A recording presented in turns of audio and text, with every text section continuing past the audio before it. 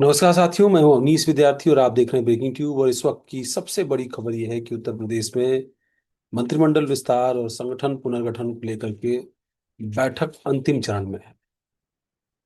केंद्रीय नेतृत्व की ओर से विनोद तावड़े आज दोपहर 12 बजे बीजेपी मुख्यालय लखनऊ पहुंचे थे। सुबह 11 बजे उनकी फ्लाइट लखनऊ पहुंची थी, जहां एयरपोर्ट पर उनको लेने के लिए तमाम पार्टी के बड़े नेता, वो चाहे महामंत्री स्तर के हों या फिर और भी प्रमुख नेता हों, सभी के सभी वहां पहुंचे थे।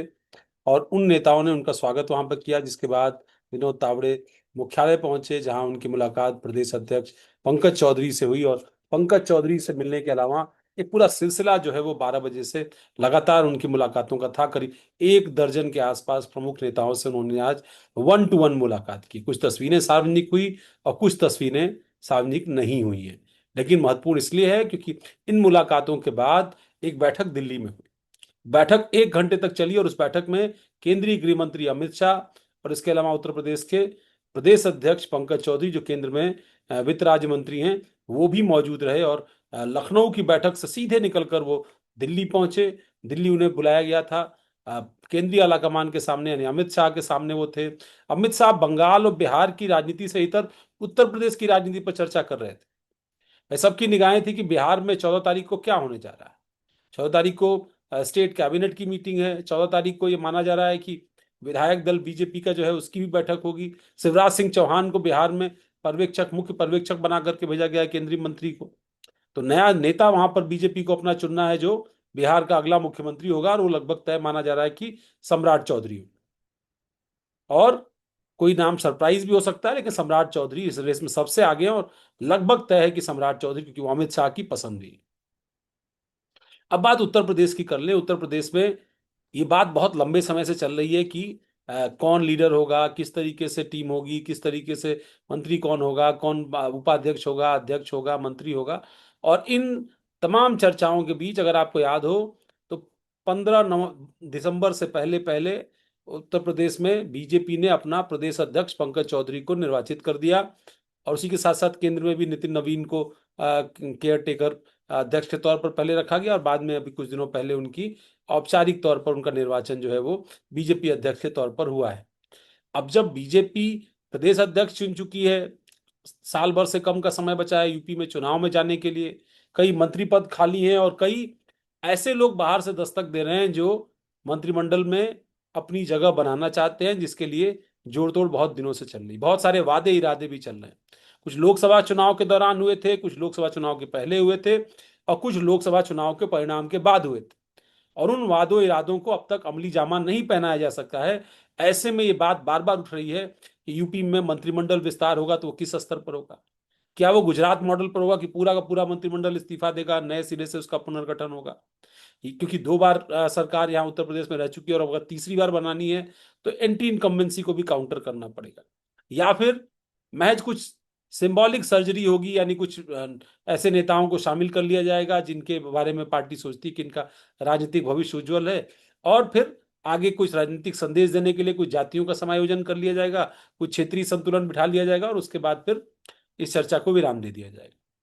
लेकिन अभी जो गणित है, जिस तरीके का मंतव्य है, जिस तरह की चर्चा है, एक ठीक ठाक व्यापक मंत्रिमंडल विस्तार यूपी में प्रस्तावित है, ये दिखाई पड़ता है। करीब दर्जन भर मंत्री नए बनेंगे कम से कम, ये दिखता है। और उसमें बहुत सारे नाम जो है वो शामिल होते हुए दिखाई पड़ रहा है।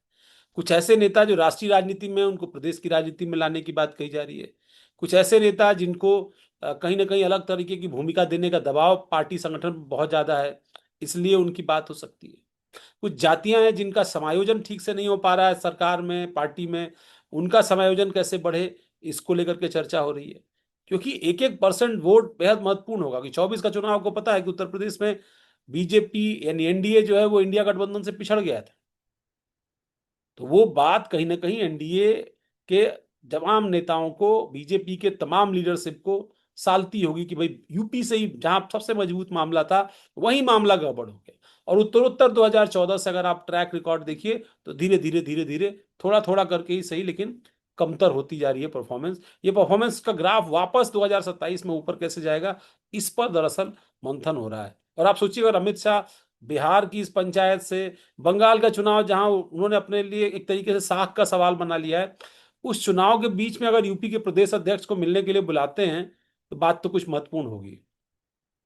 और इसलिए जो तस्वीरें, कुछ तस्वीरें आई, चाहे विनोद तावड़े और पंकज चौधरी की मुलाकात की आई हों, विनोद तावड़े और ब्रजेश पाठक की मुलाकात की आई हों, हालांकि मुलाकात केशव मौर्य से भी उनकी हुई, उनकी मुलाकात भूपेन्द्र चौधरी पूर्व अध्यक्ष जो यूपी के हैं उनसे भी हुई, धर्मपाल सिंह लोधी जो सीनियर कैबिनेट मिनिस्टर है उनसे भी हुई, उनकी मुलाकात हरीश द्विवेदी से हुई जो पूर्व सांसद हैं और इस वक्त असम के प्रभारी हैं, हालांकि असम में चुनाव हो चुका है इसलिए अब वो फ्री है, तो हरीश द्विवेदी से उनकी मुलाकात हुई। रमापति राम त्रिपाठी जो राजनीतिक गुरु भी माने जाते हैं प्रदेश अध्यक्ष पंकज चौधरी के, और खुद प्रदेश अध्यक्ष यूपी के रह चुके हैं, कदावर नेता हैं, काफी पकड़ है यूपी की राजनीति पर, खासतौर पर संगठनात्मक राजनीति पर, उनसे भी विनोद तावड़े ने अलग से मुलाकात की है। सूर्य प्रताप शाही पूर्व अध्यक्ष और कैबिनेट मंत्री, इनसे भी मुलाकात हुई, और बहुत सारे नेताओं से उनकी मुलाकात प्रस्तावित है, वो चाहे सुरेश खन्ना हो, सुरेंद्र नागर हो, स्वतंत्र देव सिंह हो, इस तरह के जो प्रमुख नेता हैं उनसे मुलाकात उनकी होनी है।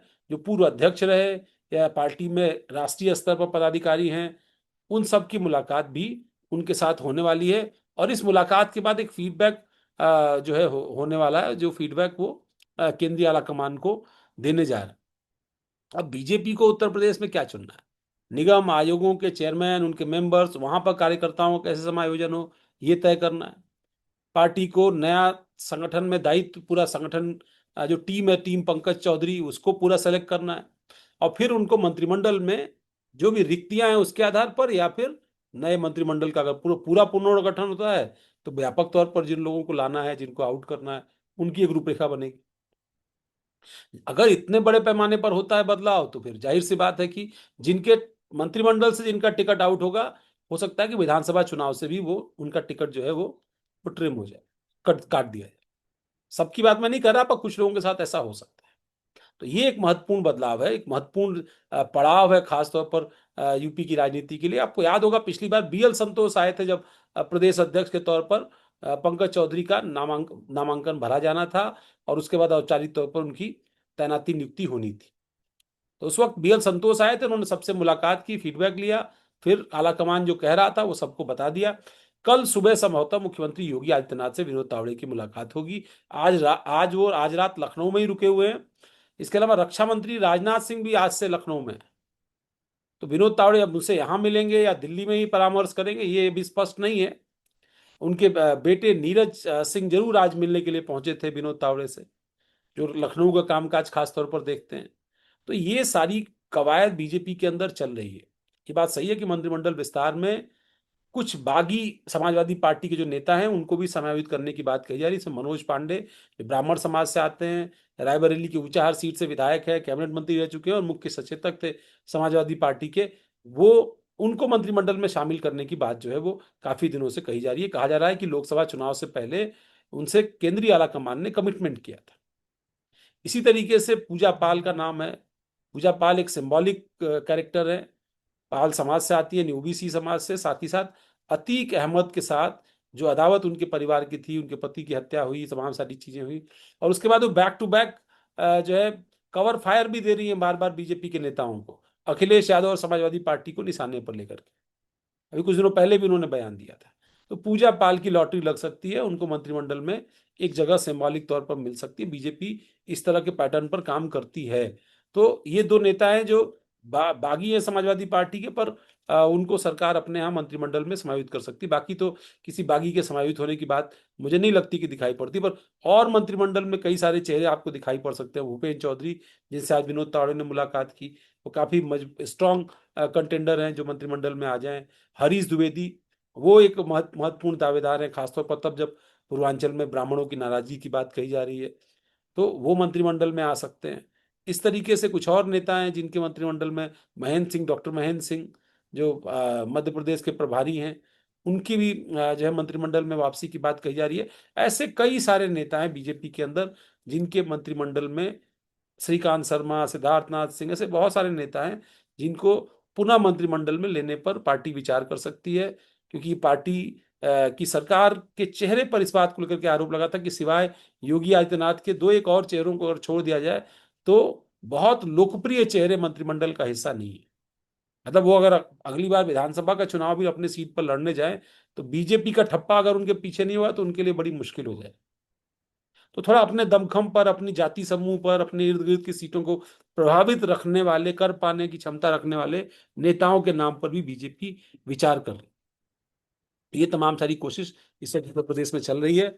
ये आवश्यक था कि आपसे साझा किया जाए, पर माना जा रहा है कि अगले कुछ घंटे बेहद महत्वपूर्ण है बीजेपी के लिए यूपी में, और कुछ ही घंटों के अंदर बीजेपी के अंदर कुछ महत्वपूर्ण बदलाव, कुछ महत्वपूर्ण निर्णय जो है वो केंद्रीय आलाकमान कर लेगा।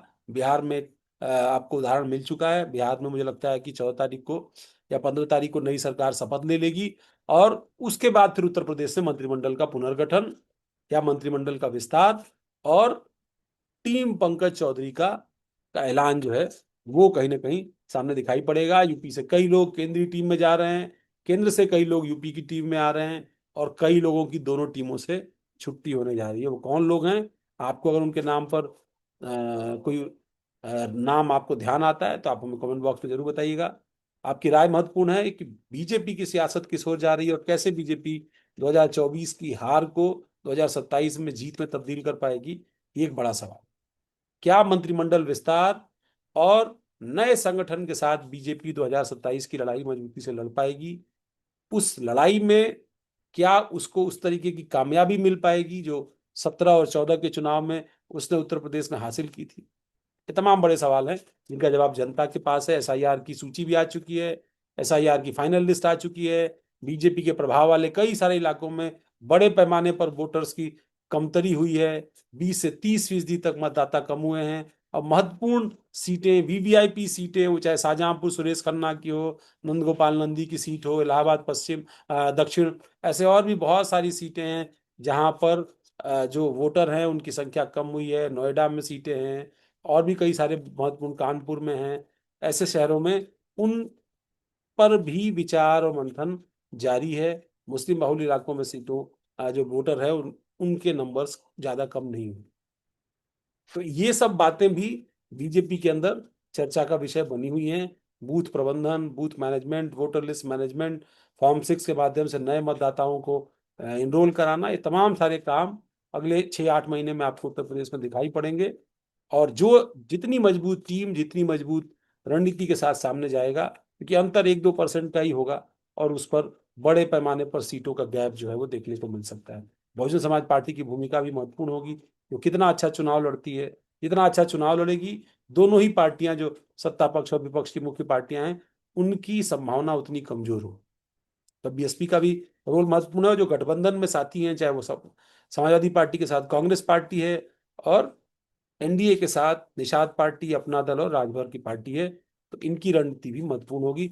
इनको भी क्या मंत्रिमंडल में एक आध अतिरिक्त स्थान मिल पाएगा? ये तमाम विषय भी चर्चा का विषय रहेंगे कहीं ना कहीं। अमित शाह ने पंकज चौधरी से जो 1 घंटे तक मुलाकात की है वो महत्वपूर्ण है, और उस मुलाकात का बहुत गंभीर कहीं ना कहीं मायने निकाला जा रहा है। माना जा रहा है कि ये मुलाकात महत्वपूर्ण थी और निर्णायक थी। क्या निर्णय हुआ वो अगले 2-3 दिनों में आपके सामने साफ हो जाएगा। बहुत बहुत धन्यवाद इस चर्चा को देखने के लिए। नमस्कार।